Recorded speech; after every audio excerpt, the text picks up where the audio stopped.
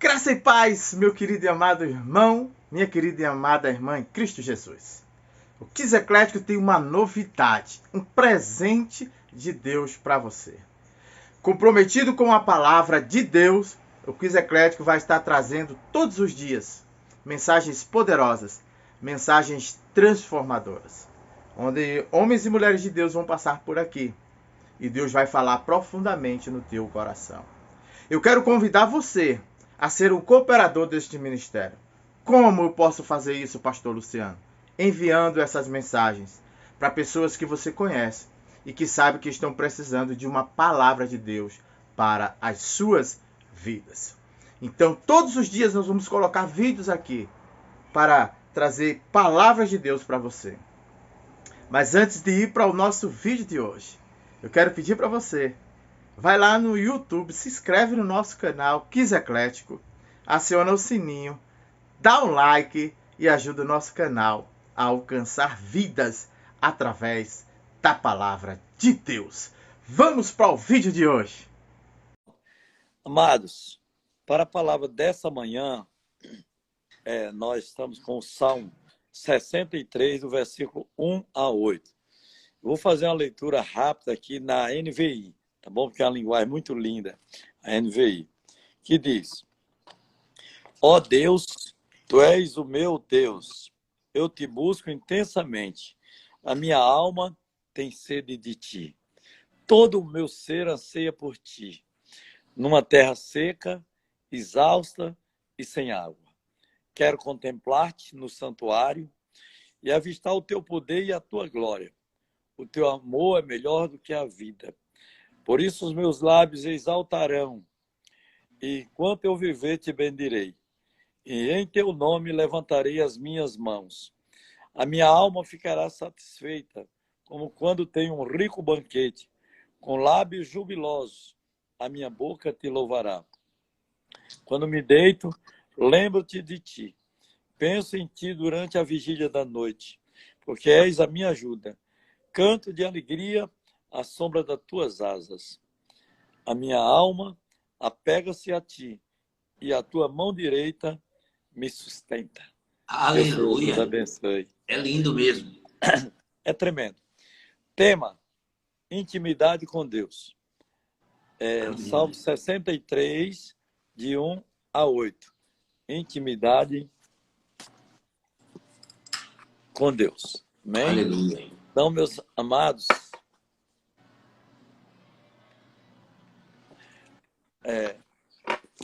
então, queridos, amados, eu quero nessa manhã meditar com vocês sobre esse tema, tá bom?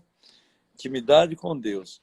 Tomando por base a vida de um dos maiores adoradores que a Bíblia nos narra, Davi.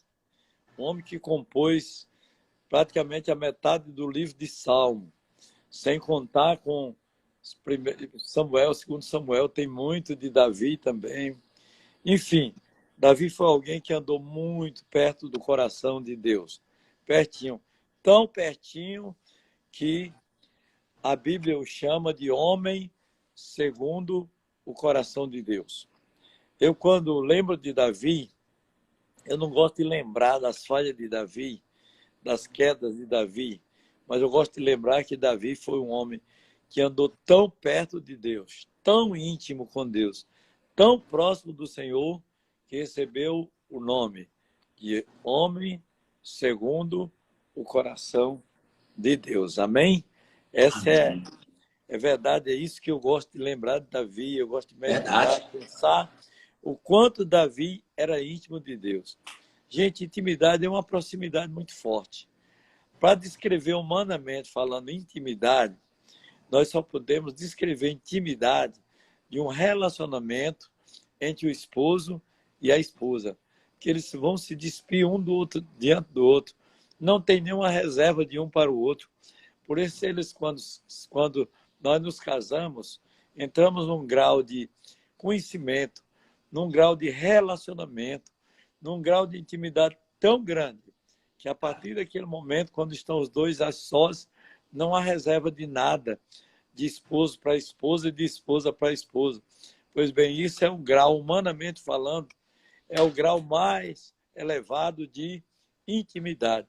Pois Davi conseguiu esse grau de intimidade com Deus, de entrar na presença do Senhor, de se desnudar a sua alma. Já não é, no caso do espiritual, não é desnudar o corpo, mas desnudava a sua alma quando estava na presença do Senhor.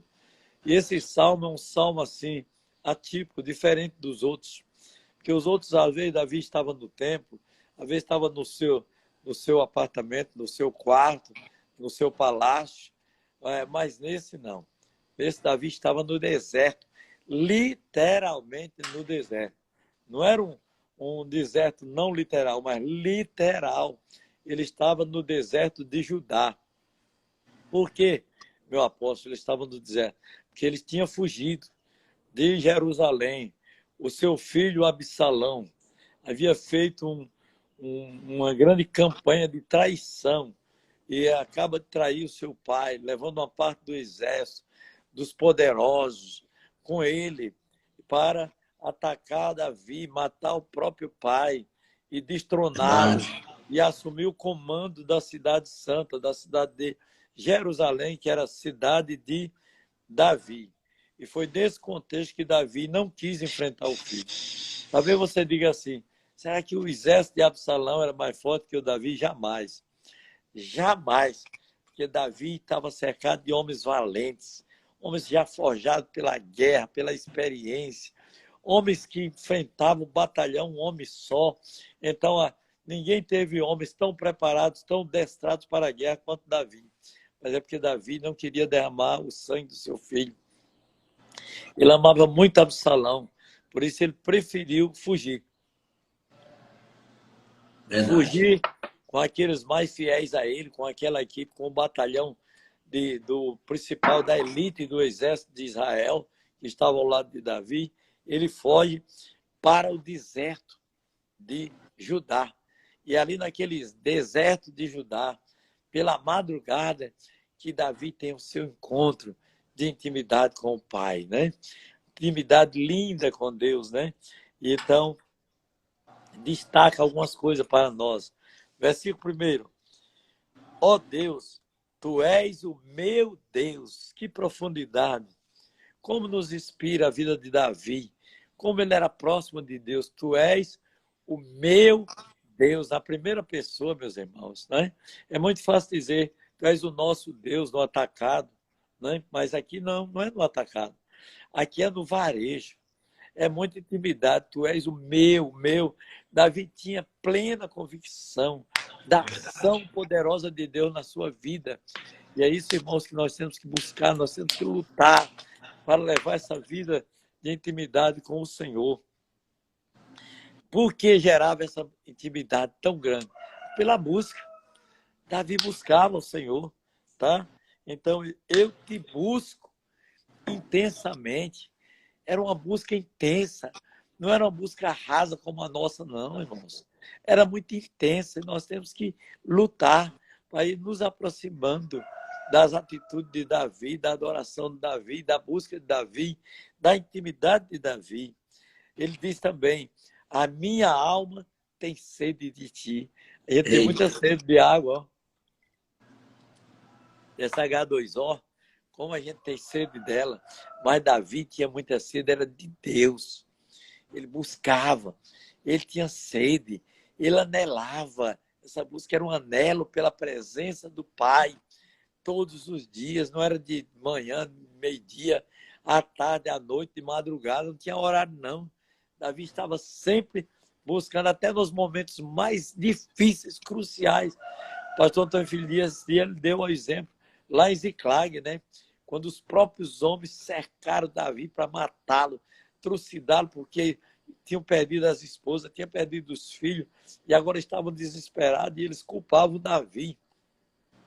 Naquele momento, aqueles soldados mais valentes, mais íntimos de Davi, fizeram um cerco em volta de Davi, e ali no meio do templo, do acampamento, Davi buscou a Deus, pediu a direção de Deus, e Deus o socorreu, e Deus mostrou o escape. Então, Davi era muito íntimo com o Senhor. Ele nunca ia a uma batalha sem consultar o Senhor. através dos sacerdotes, através das pessoas que estavam mais próximas de Deus. Ele tinha que buscar, ele tinha que consultar. Davi não fazia nada sem consultar. Então, até Davi dizia, até a minha carne te deseja muito. Até a própria carne de Davi sentia necessidade da presença de Deus. Aliás, irmãos, que uma coisa nós não podemos fazer, desassociar a nossa carne, a nossa alma, o nosso espírito. Tem que haver uma associação, uma tríplice associação de espírito, alma e corpo. Todo o nosso ser. Davi nos ensina que todo o nosso ser deve louvar e buscar ao Senhor. Amém? É todo o nosso ser. Ele expressa adoração máxima ao Senhor. Davi foi um adorador por excelência. Olha o que diz o versículo 2.